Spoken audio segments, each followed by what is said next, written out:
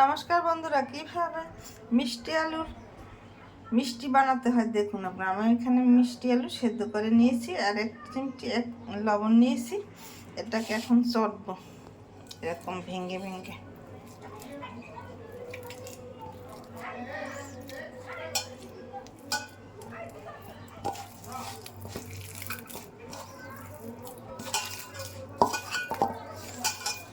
এখানে ময়দা নিয়েছি এক কাপ চালের গুঁড়ি, আধা কাপের একটু বেশি চিনি নিয়েছি। এটা ভালো করে ম্যাশ করতে হবে।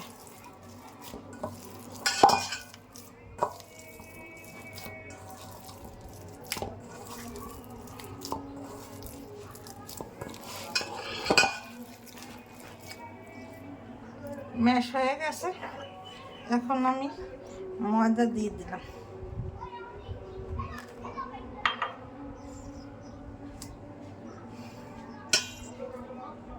চালের গুঁড়ি দিয়ে দিলাম,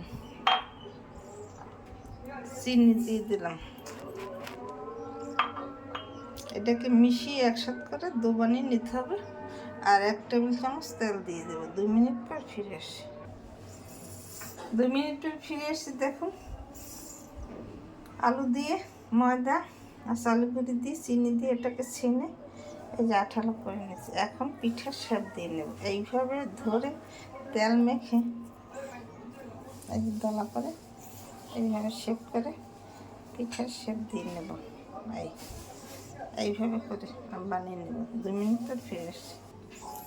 2 মিনিট পর ফিরে এসে পিঠার শেপ দিয়ে নিয়েছি। এই দেখুন, আমার অনেকগুলো পিঠা তৈরি হয়ে গেছে।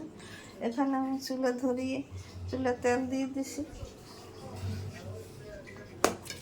তেল গরম হয়ে গেছে, হালকা গরমেই ভাজা দিতে হবে।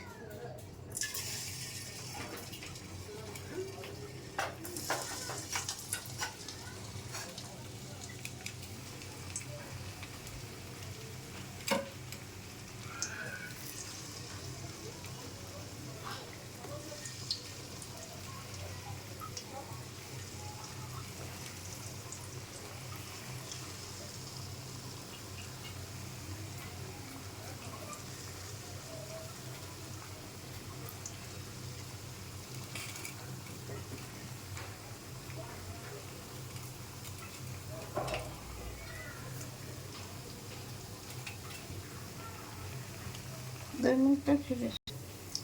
মিনিট পর ফিরে এসে পিঠা ফিরিয়ে দিচ্ছি। হালকা আঁচে ভাজতে হবে, বেশি আঁচে ভাজলে পিঠা ভিতর সেদ্ধ হবে না।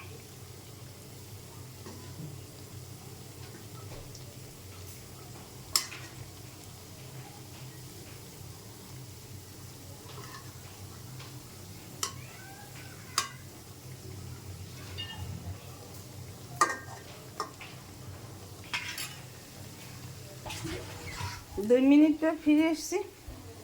আমার পিঠা ভাজা মিষ্টি আলুর তৈরি হয়ে গেছে। এখন শিরায় ভিজাতে হবে। এখন তুলে নেব এটাকে।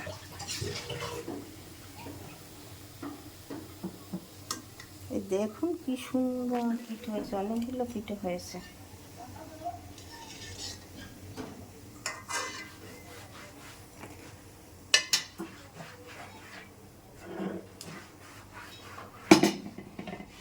এখন এই 1 কাপ চিনি দিয়ে দিছি। চিনির মধ্যে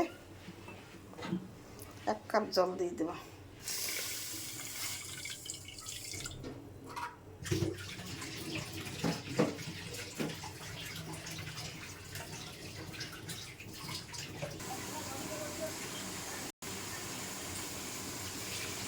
আমার চিনির শিরা জাল হয়ে গেছে।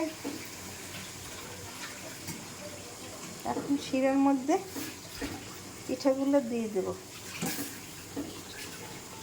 1 মিনিট জাল দিতে হবে।